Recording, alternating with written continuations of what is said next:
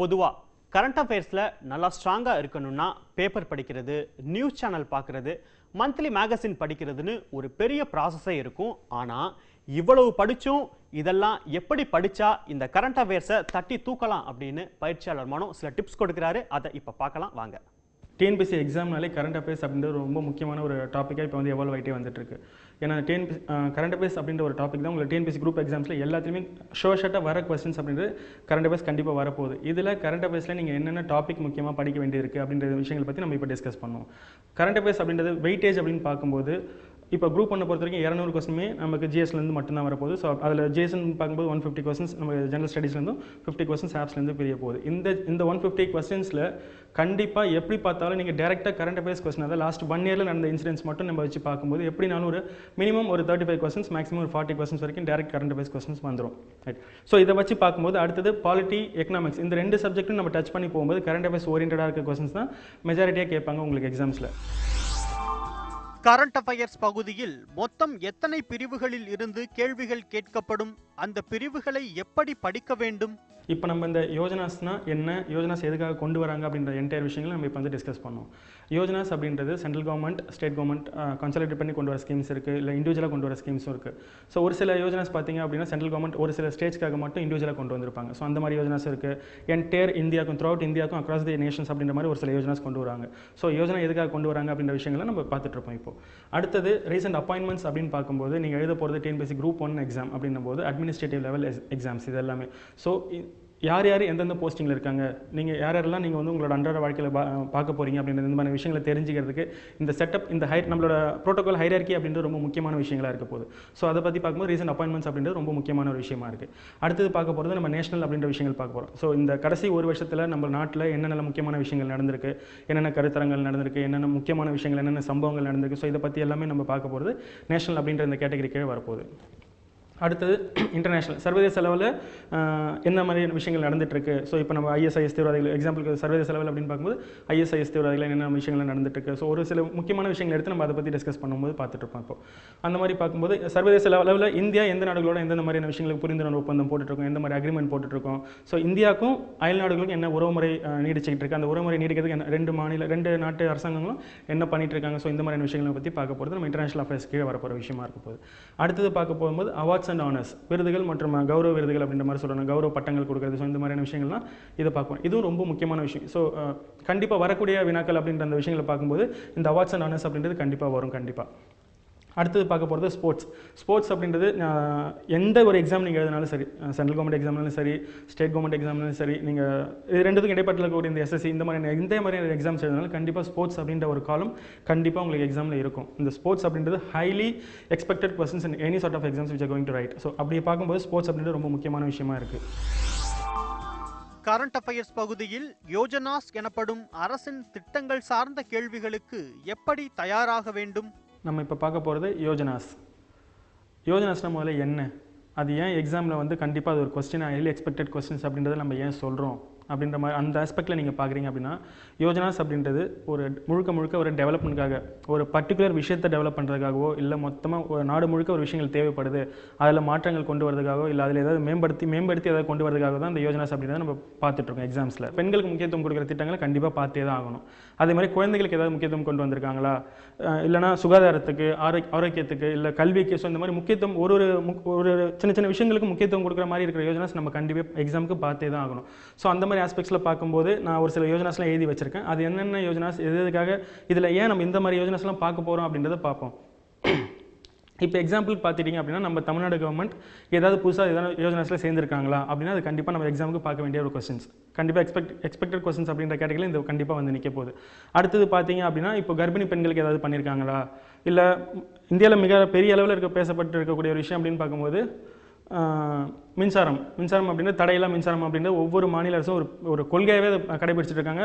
அந்த மாநிலத்துக்கு அந்த மாநிலத்தை ஆண்டு கொண்டிருக்கும் அந்த கட்சி சார்ந்த உறுப்பினர்கள், முதல்வர்கள் எல்லாருமே என்ன முடிவில் இருப்பாங்க அப்படின்னா எப்படியாவது நம்ம மாநிலத்துக்கு தடையில்லா மின்சாரம் கொடுத்துடணும், எந்தெந்த வீடுகளுக்கு மின்சார விநியோகம் இல்லாமல் இருக்கும் அந்த வீடுகளுக்கு புதுசாக மின்சார விநியோகம் கொடுத்தாகணும். ஸோ அப்படின்னு பார்க்கும்போது அதுக்கு ஏதாவது யோஜனா இருக்கா அப்படின்னு அந்த மாதிரி ஆஸ்பெக்ட்லையும் பார்க்கணும். ஸோ அந்த மாதிரி ஏற்கனவே இருக்கிற யோஜனாஸ் இல்லை இப்போ புதுசாக கொண்டு வந்தாங்க அப்படின்னா அதுக்கு ரொம்ப முக்கியத்துவம் கொடுத்தாகணும். இல்லை ஏற்கனவே எக்ஸிஸ்டிங்காக இருக்கிற யோஜனாஸில் ஏதாவது சேஞ்சஸ் கொண்டு வந்திருக்காங்களா, என்ஹான்ஸ்மெண்ட்ஸ் கொண்டு வந்திருக்காங்களா அப்படின்ற ஆஸ்பெக்ட்லையும் நம்ம பார்த்தே ஆகணும் கண்டிப்பாக. ஸோ அப்படி பார்க்கும்போது இப்போ நம்ம உதய் அப்படின்ற இந்த திட்டத்தை எடுத்துப்போம். இந்த உதய் அப்படின்ற திட்டம் அது என்ன அப்படின்னு பார்த்தீங்கன்னா உஜ்வால் டிஸ்காம் அஷூரன்ஸ் யோஜனா அப்படின்னு நம்ம சொல்கிறோம். இதில் டிஸ்காம் அப்படின்ற இந்த வார்த்தை கிளியராக உங்களுக்கு இது யோஜனை என்ன பண்ண போகுது அப்படின்றது it's kind of a take தான். இது இந்த டிஸ்காம் அப்படின்ற அந்த வார்த்தை ஒரு டேகாகவே இங்கே வந்து ரெப்ளிகேட் பண்ணிக்குது. ஸோ இந்த டிஸ்காம் அப்படின்றது டிஸ்ட்ரிபியூட்டிங் கம்பெனிஸ் அப்படின்னு சொல்கிறோம். அதாவது ஜென்ரல் எலக்ட்ரிக்கை உற்பத்தி பண்ணி கரண்ட்டை உற்பத்தி பண்ணி அதை மின் பகிர்மானம் நம்ம சொல்கிறோம் இல்லையா, டிஸ்ட்ரிபியூஷன் சொல்கிறோம். ஸோ அந்த மாதிரி மின் பகிர்மானம் பண்ணுற நிறுவனங்களுக்கு நிதி நெருக்கடியில் பாதிக்கப்பட்டிருக்கும். ஸோ அந்த மாதிரி இருக்க நிதி நெருக்கடியில் பாதிக்கப்பட்டிருக்க மின் நிறுவனங்களுக்கு மத்திய நிதி அமைச்சகம் நிதி உதவி கொடுத்து அவங்களை கரம் பிடிச்சி மேலே விட்டுட்டு வந்து திரும்ப பழைய நிலைமைக்கு கொண்டு வந்து வைக்கிறது தான் நம்ம உதய் அப்படின்ற திட்டம் சொல்கிறோம். சரி, இந்த குரூப் 1 எக்ஸாமுக்கு நம்ம ஏன் இந்த உதய் அப்படின்ற இந்த திட்டத்தை பார்க்கணும் அப்படின்னு பார்த்தீங்கன்னா மொத்தம் இந்த திட்டத்தில் 21 மாநிலங்கள் சேர்ந்திருக்கு. இதில் முதல்ல சேர்ந்த இந்த உதய் அப்படின்ற திட்டம் கொண்டு வந்ததில் 21 மாநிலங்கள் சேர்ந்திருக்காங்கன்னு சொன்னேன். இதில் முதல்ல சேர்ந்த மாநிலம் அப்படின்னு பார்க்கும்போது ஜார்க்கண்ட் அரசு சேர்ந்திருக்காங்க. இதில் ரைட் கடைசியாக சேர்ந்த மாநிலம் அப்படின்னு பார்க்கும்போது தமிழ்நாடு அரசு சேர்ந்திருக்காங்க. அப்படின்னா நமக்கு இப்போ எழுத போகிற பிப்ரவரி 19 எழுத போகிற குரூப் 1 எக்ஸாமுக்கு தமிழ்நாடு அரசு இந்த உதய் அப்படின்ற திட்டத்தில் சேர்ந்திருக்காங்க. அப்போ கண்டிப்பாக இது நம்ம இது பசங்க நம்ம படிக்கும் போதே இந்த விஷயங்கள் நம்ம செலக்டிவாக படிக்க ஆரம்பிச்சிட்டோம் அப்படின்னா சுலபமாக கிளியர் பண்ணிடலாம் அந்த எக்ஸாம்ஸ் அப்படின்றது.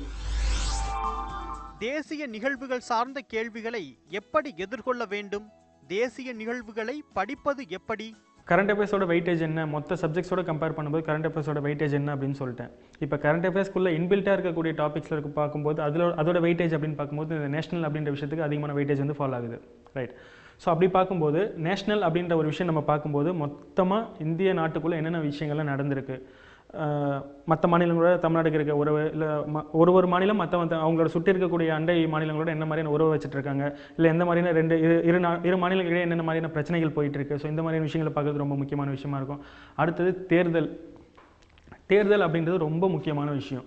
நீங்கள் எடுத்த உடனே எந்தெந்த ஸ்டேட் எலெக்ஷன்ஸ் நடந்துட்டு இருக்கு அப்படின்ற மாதிரி எடுத்த உடனே இந்த மாதிரிலாம் போனீங்க அப்படின்னா நீங்கள் வந்து இதெல்லாம் மனப்பாடம் பண்ணுற மாதிரியான ஒரு விஷயங்கள்லாம் வந்துடும். எடுத்த உடனே முதல்ல எலெக்ஷன் கமிஷன், முதல்ல இந்த இந்தியாவில் தேர்தல் நடத்துறதுக்கான அதிகாரம் பெற்றவங்க யார் அப்படின்னு பார்க்கும்போது தேர்தல் ஆணையம். ஸோ தேர்தல் ஆணையத்தில் என்னென்ன விஷயங்கள் இருக்குது அப்படின்றது கண்டிப்பாக ஒரு ரீகேப் மாதிரி பார்த்து வச்சுக்கோங்க. ஆல்ரெடி நீங்கள் படிச்சிருப்பீங்க, பாலிட்டி படிக்கும்போது இதெல்லாம் படிச்சு வச்சிருப்பீங்க. ஸோ அது ரிலேட்டடாக இருக்கக்கூடிய அதில் கரண்ட் அஃபேர்ஸ் அப்டேட்டடாக ஏதாவது விஷயங்கள் வருதா, இல்லை அதில் ஏதாவது ரீசன் அப்பாயின்மெண்ட்ஸ் எதாவது இருக்கா, எலெக்ஷன் கமிஷனில் ஏதாவது புதுசாக அப்பாயின் பண்ணியிருக்காங்களா, ஸோ இந்த மாதிரியான விஷயங்கள்லாம் பார்த்துட்டு வாங்க. சர்வதேச நிகழ்வுகளையும் விளையாட்டு நிகழ்வுகளையும் படிக்க என்னென்ன வழிமுறைகளை பின்பற்ற வேண்டும்? இப்போ நம்ம பார்க்குறது இன்டர்நேஷ்னல் அண்ட் ஸ்போர்ட்ஸ் ஒரே கேட்டகரியாக பார்த்துடலாம் நம்ம. ஸோ இப்போ இன்டர்நேஷ்னல் அப்படின்னு பார்க்கும்போது இன்டர்நேஷ்னலில் இந்தியா இன்டர்நேஷ்னல் லெவல் என்னென்ன ஸ்டாண்டர்ட்ஸில் இருக்குது, ஸோ இந்தியா கூட என்னென்ன கண்ட்ரிஸ் என்னென்ன எம்ஓயில் சைன் பண்ணியிருக்காங்க, ஏதாவது டிஃபென்ஸ் எக்ஸசைஸ் ஏதாவது நடந்திருக்கா. ஸோ இந்த டிஃபென்ஸ் எக்ஸசைஸ் அப்படின்றது ரொம்ப முக்கியமான விஷயம். இந்தியா வேறு எந்த நாட்டு கூட கூட்டு போர் பயிற்சி ஈடுபடுறாங்க, ராணுவ பயிற்சியாக இருக்கட்டும், இல்லை கடற்பயிற்சியாக இருக்கட்டும், இல்லை விமானப்படை பயிற்சியாக இருக்கட்டும், எதுவாக இருந்தாலும் சரி இந்தியா வேறு எந்தெந்த நாடுகளில் இந்த கூட்டு பயிற்சியில் ஈடுபடுறாங்க அப்படின்றது கண்டிப்பாக எக்ஸ்பெக்டட் கொஸ்டின்ஸாக இருக்குது. ஸோ இப்போ இந்த மொத்தமாக இந்த இன்டர்நேஷனல் அப்படின்ற இந்த கான்செப்ட்டுக்கு பார்த்தீங்க அப்படின்னா மினிமம் 2 கொஸ்டினாவது வந்துடும் கண்டிப்பாக. சரிங்களா? ரைட். ஸோ அப்படி பார்க்கும்போது இந்த டிஃபென்ஸ் எக்ஸசைஸ் அப்படின்றது முக்கியமாக எக்ஸ்பெக்டட் கொஸ்டின்ஸ் அப்படின்னு ஏற்கனவே சொல்லியிருக்கேன். அதில் பார்க்கும்போது இப்போ எக்ஸாம்பிளுக்கு அப்படின்னு பார்க்குறீங்க, இப்போ இந்த ஹேண்ட் இன் ஹேண்ட் அப்படின்றது சைனாவோட நடக்கிற ஒரு ஈவெண்ட், இந்தியாவுக்கும் சைனாவுக்குமான ஒரு கூட்டு ராணுவ பயிற்சி அப்படின்னு சொல்கிறோம். இது வந்து வருஷம் நடக்கிற ஈவெண்ட்டா இல்லை 2 வருஷத்துக்கு ஒரு தடவை நடக்கிற ஈவெண்ட்டா அப்படின்ற மொத்தமான விஷயங்கள் எல்லாமே நீங்கள் கரெக்டாக பார்த்துட்டே இருக்கணும். ஸோ இந்த தடவை இந்த ஹேண்ட் இன் ஹேண்ட் 2016 அப்படின்ற இந்த ஜாயின்ட் மிலிட்டரி எக்ஸசைஸ் இந்தியாவில் எந்த இடத்துல நடந்தது, இல்லை இது வருஷம் எங்கே நடக்கும் அப்படின்னு பார்த்தீங்கன்னா ஆல்டர்னேட்டிவாக நடக்கிற ஒரு விஷயம். போன வருஷம் சைனாவில் நடந்ததுன்னா இந்த வருஷம் இந்தியாவில் நடக்கும், அடுத்த வருஷம் சைனா நடக்கும். ஸோ இந்த மாதிரி மாறி ஆல்டர்னேட்டிவாக நடக்கிற ஈவெண்ட் இது. இந்த வருஷம் 2016 எங்கே நடந்திருக்கு அப்படின்னு லாஸ்ட் இயர் 2016 எங்கே நடந்திருக்கு அப்படின்னு பார்த்தீங்கன்னா மகாராஷ்டிராவில் பூனேல நடந்திருக்கும். இந்த ஹேண்ட் இன் ஹேண்ட் 2016 அப்படின்றது மகாராஷ்டிரா ஸ்டேட்டில் பூனேல நடந்த ஒரு ஈவெண்ட்டாக இருக்குது. ரைட். அடுத்து பார்க்கும்போது ஈவன்ஓ அப்படின்றது நீங்கள் கரண்ட் அஃபேர்ஸாகவும் கன்சிடர் பண்ணணும், ஸ்டாட்டிக் ஜிகேவாகவும் கன்சிடர் பண்ணணும். கண்டிப்பாக இந்த ஈவன் அப்படின்றது இந்த ஈவன் ரிலேட்டடாக ஒரு கொஸ்டின் இல்லாத எக்ஸாமே இருக்காது கண்டிப்பாக. ஸோ ஈவன் அப்படின்றது நீங்கள் ஸ்டாட்டிக்காக கன்சிடர் பண்ணும்போது ஈவனில் இருக்கக்கூடிய இம்பார்ட்டன்ட் ஆர்கனைசேஷன்ஸ் பற்றி படிப்பீங்க. அதோட இம்பார்ட்டன்ட் ஆர்கனைசேஷன்ஸ், இம்பார்ட்டன்ட் ஆர்கன்ஸ், அதோட ஹெட் குவார்ட்டர்ஸ்லாம் எங்கே இருக்குது, அதோட ஹெட் பிரசிடென்ட்டெல்லாம் யார் இருக்காங்க, தலைமை அப்படின்ற பதவியில் யாரெல்லாம் இருக்காங்க அப்படின்றது கண்டிப்பாக நீங்கள் பார்க்கணும், ரொம்ப முக்கியமாக பார்க்க வேண்டியது. ஸோ இப்போ இந்த ஐநா சபைக்கு புதுசாக தேர்ந்தெடுக்கப்பட்டிருக்க பொதுச் செயலாளர் யார், துணை பொதுச் செயலாளர் யார் அப்படின்ற மாதிரி விஷயங்கள், அவங்க எந்த நாட்டிலேருந்து வந்திருக்காங்க, அவங்க இதுக்கு முன்னாடி அவங்களுக்கு ஏதாவது முக்கியத்துவம் இருக்கா அப்படின்ற மாதிரியான விஷயங்கள்லாம் பார்க்கணும். அது கண்டிப்பாக ஒரு எக்ஸ்பெக்டட் கொஸ்டின்ஸ் அப்படின்றது ஈவன் பற்றி கண்டிப்பாக ஸ்டாட்டிக் ஜிகேலையும் வரதுக்கு வாய்ப்பு இருக்கும், கரண்ட் அஃபேர்ஸ்லையும் கண்டிப்பாக வந்துடும். அடுத்து நம்ம பார்க்க போகிறது ஸ்போர்ட்ஸ் அப்படின்றது மினிமம் 3 கொஸ்டின் வந்துடும் கண்டிப்பாக. மினிமம் 3 கொஸ்டின்ஸ் அப்படின்றது ஒவ்வொரு ஸ்போர்ட்லேருந்து ஒரு கொஸ்டின் வருமா, இல்லை ஜென்ரலாக ஒரே ஒரு ஸ்போர்ட்டை பற்றி மட்டும் கேட்பாங்களா அப்படின்ற மாதிரிலாம் கேட்கும். ஸ்போர்ட்ஸோட பர்சனாலிட்டிஸ் பற்றியும் கேட்பாங்க, ஸ்போர்ட்ஸோட ஈவெண்ட்ஸ் எங்கே நடக்க போகுது அப்படின்னு கேட்பாங்க, இல்லை அப்கமிங் ஈவெண்ட் எங்கே நடக்க போகுதுன்னு கேட்பாங்க, இல்லை லாஸ்ட் ஈவெண்ட் எங்கே நடந்தது அப்படின்ற மாதிரி கேட்பாங்க, இல்லை இன்டர்நேஷனல் லெவலில் ஸ்போர்ட்ஸில் இந்தியாவோட ஸ்டாண்டர்ட் என்ன, ஒரு வருஷத்தில் எத்தனை இன்டர்நேஷனல் மெடல்ஸ் நம்ம இந்தியன் ஸ்போர்ட்ஸ் பர்சன்ஸ் வாங்கியிருக்காங்க, இல்லை ஸ்போர்ட்ஸ் பர்சனாலிட்டிஸ்க்கு கவர்மெண்ட் ஆஃப் இந்தியா ஏதாவது அவார்ட்ஸ் ஏதாவது கொடுத்துருக்காங்களா, இன்டர்நேஷனல் லெவலில் ஏதாவது அவார்டு வாங்கியிருக்காங்களா. ஸோ இந்த மாதிரியான கொஸ்டின்ஸ்லாம் நீங்கள் கரெக்டாக கான்சன்ட்ரேட் பண்ணி படிக்க வேண்டிய விஷயமா இருக்கும். விருதுகள் பகுதியில் கேட்கப்படும் கேள்விகளை படிப்பது எப்படி? அவார்ட்ஸ் அண்ட் ஆனர்ஸில் எக்ஸாம்பிளுக்கு பார்க்கும்போது பெரிய லெவல் உலக தரத்தில் கொடுக்கப்பட்டிருக்க விருதுகள் அப்படின்றது ரொம்ப முக்கியம். உலக தரத்துலேருந்து மற்ற நாடுகளோட உயரிய விருதை இந்தியாவிலேருந்து யாராவது வாங்கியிருக்காங்களா. இப்போ எக்ஸாம்பிளுக்கு நீங்கள் நரேந்திர மோடி எடுத்துக்கிட்டீங்க, prime minister of India Narendra Modi எடுத்துக்கிட்டீங்க அப்படின்னு பார்த்தீங்கன்னா அவருக்கு ஒரு 2-3 கண்ட்ரிஸ் வந்து அவங்க கண்ட்ரியோட ஹையஸ்ட் சிவிலியன் அவார்டு, உயர்ந்த குடிமகனுக்கு கொடுக்குற விருதை வந்து நம்ம நாட்டோட பிரதமருக்கு இப்போ நரேந்திர மோடி கொடுத்துருப்பாங்க. எக்ஸாம்பிளுக்கு இப்போ சவுதி அரேபியா, ஆப்கானிஸ்தான்லாம் கொடுத்துருப்பாங்க. ஸோ அந்த மாதிரி இருக்கக்கூடிய முக்கியமான விஷயங்களை பார்க்க வேண்டியிருக்கு. அடுத்தது உலக அளவில் இருக்கக்கூடிய பெரிய விருதுகள் அப்படின்னு பார்க்கும்போது நமக்கு கண்ணுக்கு முன்னாடி வர போகிற விஷயம் என்னன்னா நோபல் பரிசு அப்படின்னு சொல்ல போகிறோம். ஸோ அந்த நோபல் பரிசு அப்படின்றது நீங்களே ஒரு ஹைரார்க்கி போட்டுக்கோங்க, எந்தெந்த விருதுக்கு முக்கியத்துவம் கொடுக்கணும் அப்படின்ற மாதிரி. ஸோ அந்த முக்கியத்துவம் கொடுக்குற பட்சத்தில் நீங்கள் பார்க்கும்போது முதல்ல அமைதிக்கான நோபல் பரிசு யார் வாங்கியிருக்காங்க அப்படின்றது ரொம்ப முக்கியமான விஷயம். 2016க்கான நோபல் பரிசு அமைதிக்கு யார் வாங்கியிருக்காங்க அப்படின்றது நீங்கள் பார்க்கும்போது 2015க்கு யார் வாங்கியிருக்காங்க அப்படின்றதும் கண்டிப்பாக பார்க்கணும். எல்லா அவார்ட்ஸும் இந்த வருஷம் என்ன, போன வருஷம் யாருக்கு கொடுத்தாங்க, போன வருஷம் யார் வாங்கினா, எந்த நாட்டுக்கு வாங்கியிருக்காங்க, எந்த விஷயத்துக்காக வாங்கியிருக்காங்க அப்படின்றது கண்டிப்பாக படிக்கணும். ரைட். அடுத்து பார்க்கும்போது முக்கியமான விருதுகளில் ஞானபீட விருது அப்படின்றது ரொம்ப முக்கியமான விஷயமா இருக்குது.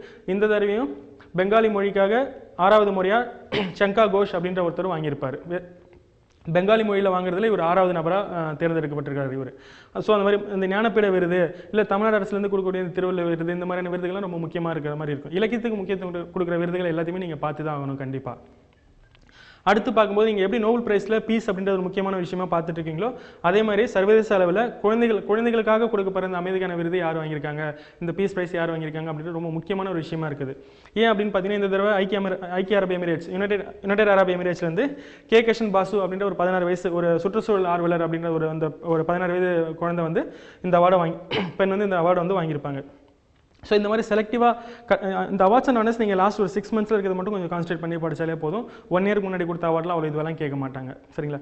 இதையும் தாண்டி உலகமே போட்டிட்டு இருக்க அப்துல் கலாம் ஐயா பற்றின விருதுகள், அவரோட பேரில் யாராவது விருதுகள் ஏதாவது வாங்கியிருக்காங்களா, இல்லை அவரோட பேரை வச்சு வேறு நாடுகள் ஏதாவது வேறு யாருக்காவது விருதுகள் ஏதாவது கொடுத்துருக்காங்களா அப்படின்றது கண்டிப்பாக நீங்கள் பார்க்க வேண்டிய ஒரு விஷயமா இருக்க போகுது.